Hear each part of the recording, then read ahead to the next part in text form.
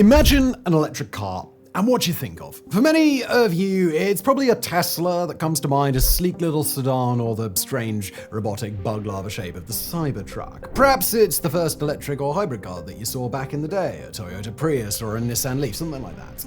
Perhaps it's a Volkswagen, a Skoda, an Audi, a Fiat, a Rivian, the list just goes on. They are an increasingly visible part of the global shift away from fossil fuels, a near ubiquitous presence on the road, and in many parts of the world, the proud occupants of some sweet little parking spots with the charging station right there, ready to use. But if it's those American and European automobiles that come to mind, then we'd be willing to bet that the electric vehicle industry's entire other dimension may have escaped your notice, even though they, not your favorite EV maker, are the biggest dealership in town.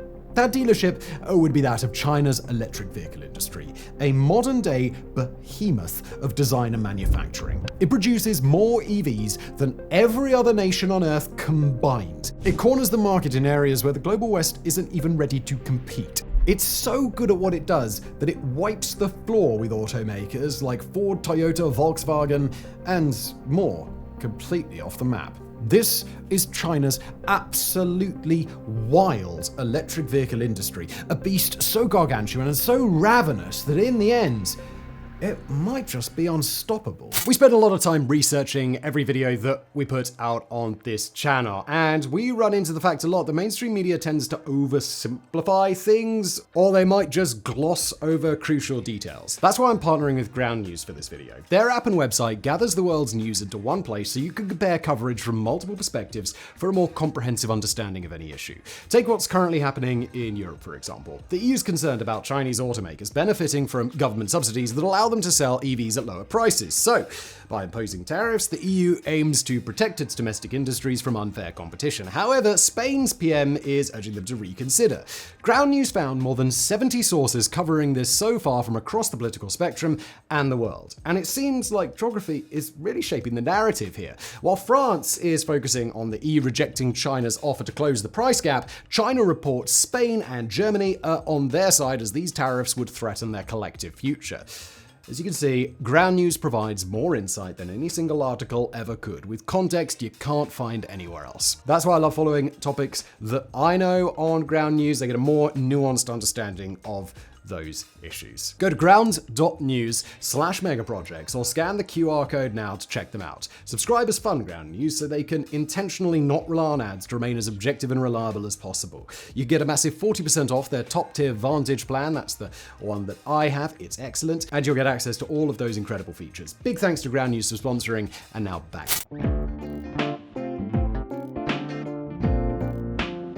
For a nation that went all in on electric automobiles relatively late in modern history, the idea of electric vehicles has been a part of Chinese ambition for a surprisingly long time. All the way back in the 1960s, Maoist economic planners were already moving to establish an electric bicycle industry, an idea that would be revived unsuccessfully in the 1980s and then really take off by the turn of the 21st century. Although it was mostly an attempt to cut down on the congestion, pollution, and inherent risks with the mass use of gasoline-powered motorbikes across China, the change to electric bicycles caught on like wildfire, with over 10 million e-bikes sold in China in the year 2005 alone. By contrast, figures from the US Department of Energy indicate that US consumers only purchased 1 million e-bikes in a year for the first time in 2022, 17 years after China sold 10 times that amount. Now back then, China's e-bike industry was already diversifying fast, with hundreds of models available for sale and no charging stations beyond a simple wall outlet required to charge them up. Around that same time, China's scooter batteries could already compete directly with gas-powered scooters without being nearly so bulky as to become an inconvenience, and better yet, they were affordable not just for well-off residents of the cities, but for poorer urban residents and rural village dwellers as well. But China's electric vehicle industry is about way more than just e-bikes, and its push toward the real global moneymaker, electric cars, was a product less of intentional societal reform in the cities and more of an attempt to play catch-up. China did, of course, have its own automobile industry in the early aughts, but while it could produce a hell of a lot of cars very quickly, it had missed the opportunity to become competitive in the global auto market. China's cars weren't well known enough internationally to simply open up dealerships alongside Nissan and Chevrolet. They weren't of a quality that could compete with BMW or Mercedes-Benz in the high-end market, and they weren't going to be able to simply undercut other international automakers either. Traditional internal combustion automobiles simply weren't an area where China would ever catch up. But over in the electric vehicle industry, there were some very interesting possibilities just starting to open up. China's late start in this area actually had its advantages. The US and East Asia, for example, had already watched companies like Chrysler, Ford, Toyota, and Nissan work overtime to produce consumer-worthy electric vehicles. But the issue had grown deeply political in the United States, and interest in fuel-efficient hybrid and electric vehicles had gone down the tubes. Gas prices were low, the economy was good, and even the best electric cars still had a range of under 100 miles. Although Europe, Japan, and other important auto markets still had interest in EVs, consumer demand there was for low-range, low-speed vehicles that you could take puttering around your neighborhood or to the nearest city, but certainly wouldn't want to take on a cross-country road trip. More promising non-traditional vehicles were, for the most part, hybrids like the Toyota Prius and the Honda Insight. Although those cars still relied partially on internal combustion engines, they were seen as both more appealing and trustworthy for consumers, and a safer bet for automakers that still feared that the world simply wasn't ready for an all-out push to electric vehicles. All that, taken together, presented China with a golden opportunity. If China could concede defeat on the internal combustion and hybrid vehicles that the world was focused on, then it could pivot to what was, at that moment, a blind spot. Full electric vehicles that were, by then, just a few years off. China, with its ability to influence and manipulate market demand in its own country, could make the domestic transition to EVs a lot easier than, say, the United States could. And if it could invest in research and development early, taking advantage of a rapidly growing economy in the process, then China could not just have any electric vehicle ready to go, but better and more sophisticated ones than the US, Japan, or Europe. In the process, China could draw down its independence on international oil and reduce its staggering air pollution issues. As early as 2001, China was funneling money toward the required technologies to start making electric vehicles en masse, laying the groundwork for a potential manufacturing explosion once the key technological advancements came along. The process was neither a quick nor an easy one for China, but between a series of windfalls to help the process and its inherent advantages in research and manufacturing, it made quick progress anyway. In 2007, an auto engineer with a decade of experience with Audi and additional bona fides personally testing Tesla's first electric vehicle, 2008's Roadster, became China's Minister of Science and Technology.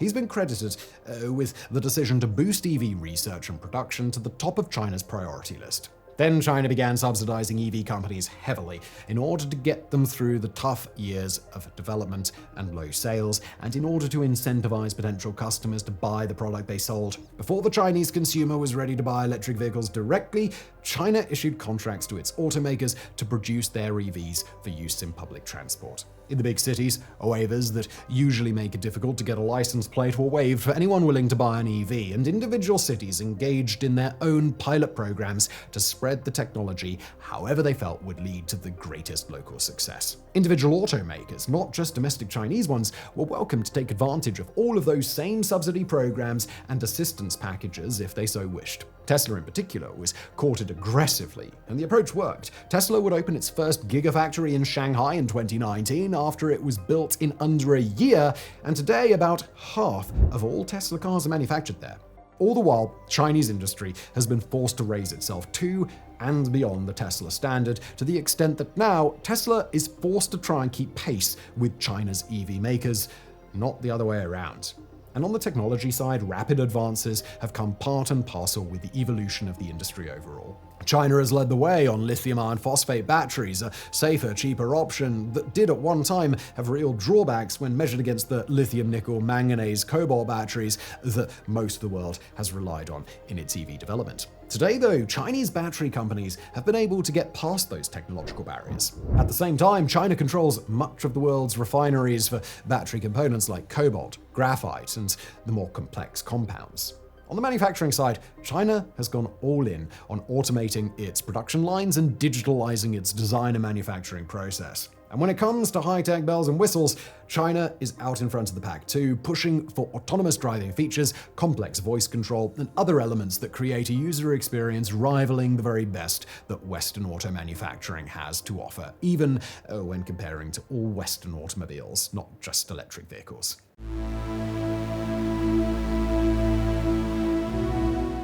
Now, although the grand view of China's electric vehicle industry is undoubtedly quite impressive, we've also got to get down to brass tacks and take a closer look at both the vehicles that have dominated China's EV industry and the companies that have dominated it as well. In both areas, there's simply too much to talk about for us to present a comprehensive overview of any reasonable length. So rather than present an exhaustive list, we'll discuss the major players first and foremost. China's biggest vehicle manufacturer by far is BYD, an organization with a name that, when it was first founded, didn't actually mean anything, but has more recently been adapted into the long-form name Build Your Dreams. At the end of 2023, BYD was the top-selling EV manufacturer in the world, over and above even Tesla. It became the first company in history to produce 6 million individual electric vehicles, and it took an additional prize as the third most valuable car manufacturer in the world. BYD is one of those companies that controls every step of its production process, from manufacturing of batteries and electric motors to the component parts that make up the exterior and the interior of their vehicles, down to their computer chips, to even the lithium that their batteries rely on.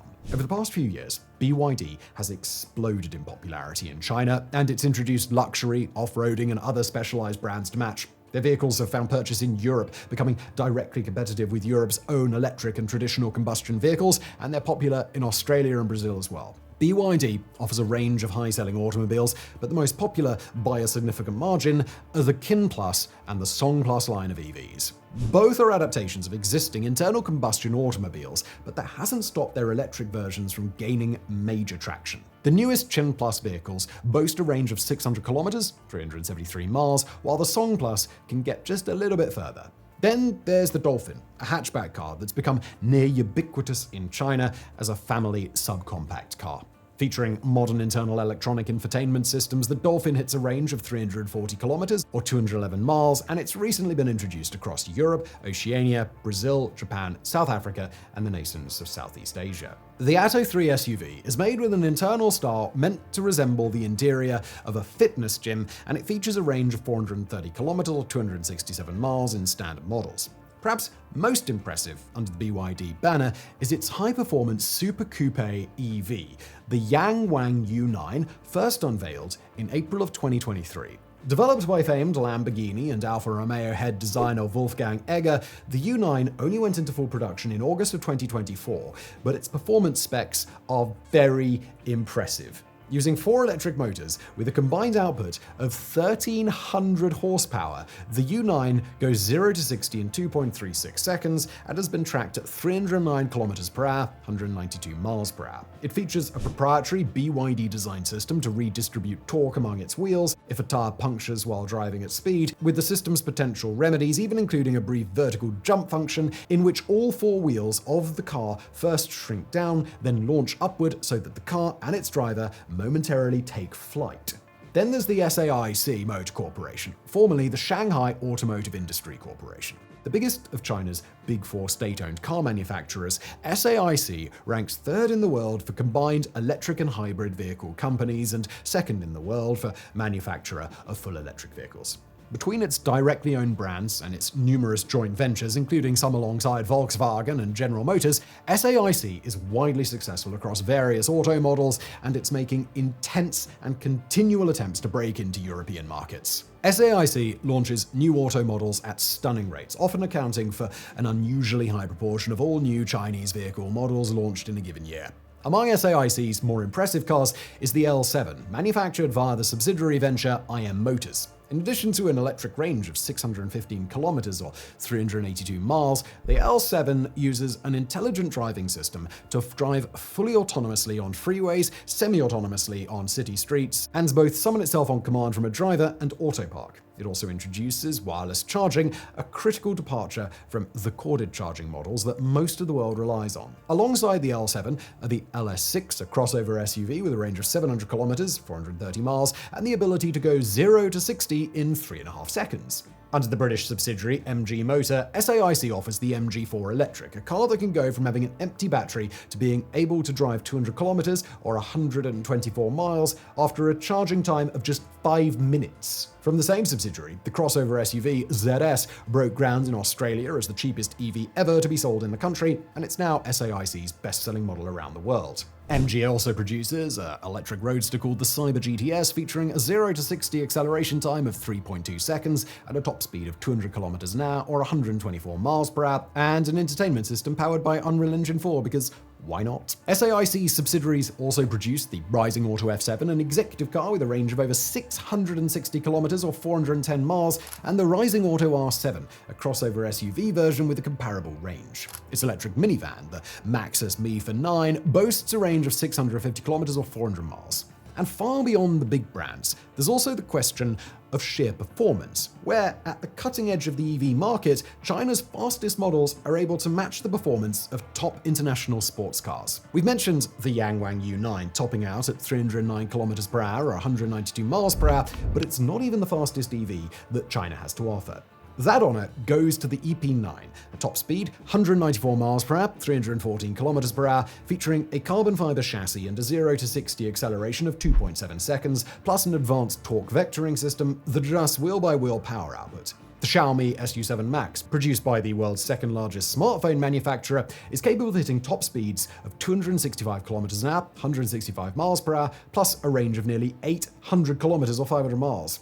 The ARD Hyper SSR may be constrained to a top speed of just 155 miles per hour, but it features 1,200 horsepower under the hood, plus scissor doors and a reported range of 505 kilometers. But even this still undersells the true range of China's electric vehicle industry. In fact, once we move past family passenger vehicles, the degree to which China has achieved international dominance only becomes more obvious. China is responsible for the vast majority of electric buses around the world, with just the BYD company having already delivered over 100,000 electric buses around the world, including its B12 double-deckers and its B18 and K11 articulated models. The Geely company produces both city buses and tour buses, and the same is true for SAIC, producing several types of electric and trolley buses for use all across China. All in all, Chinese manufacturers are responsible for over 95% of the global stock of electric buses, and that figure doesn't appear to be changing anytime soon. Chinese companies produce all-electric street sweepers, trash trucks, mining trucks, light and medium-duty box trucks, panel vans, and even London-style black cabs. All the while, China's e-bike industry is still thriving, with an estimated 34 million units sold in 2023, and that number is only expected to rise in the next several years. Inside the country, foreign auto brands are largely irrelevant, other than the Tesla brand and some German models, while domestic automakers, especially EV manufacturers, now entirely dominate the market.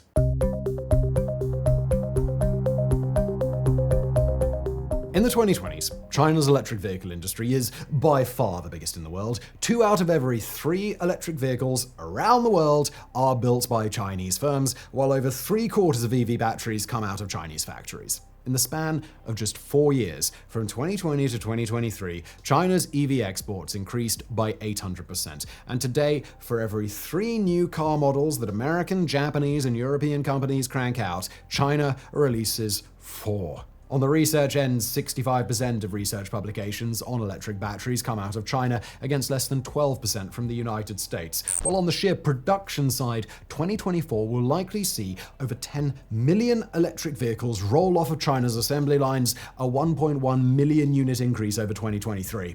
For China, the industry is nothing short of spectacular, a global leader in every possible metric, and well on the way to changing the world's automotive industry for good. Yet it's still critical to understand that China's EV industry, despite its stunning power, is still very much in development. The nation's automakers are still working overtime to fill any niche they can find and to push performance metrics not just past their competitors, but to a level where their product would become impossible to ignore on the global stage. In some areas, China's EVs are still not particularly close to rivaling internal combustion vehicles. In just one example, most of the country's electric pickup trucks feature a hauling capacity that can only be described as dismal. But just like any attempt to look at China's EV industry 10 years ago and call it a finished product would have been misguided, the same's true now. In some ways, the approach seems almost as simple as throw everything at the wall and see what sticks, but China's approach is undergirded by the simple maths of large-scale innovation. Get enough companies working at a wide enough range of objectives with substantial enough financial and industrial support, and advancements are bound to come along sooner rather than later. Although in 2024 a noted drop in China's EV production and sales rates certainly isn't irrelevant, attempts to frame the drop as a warning sign for the end of China's EV advantage, it's simply premature.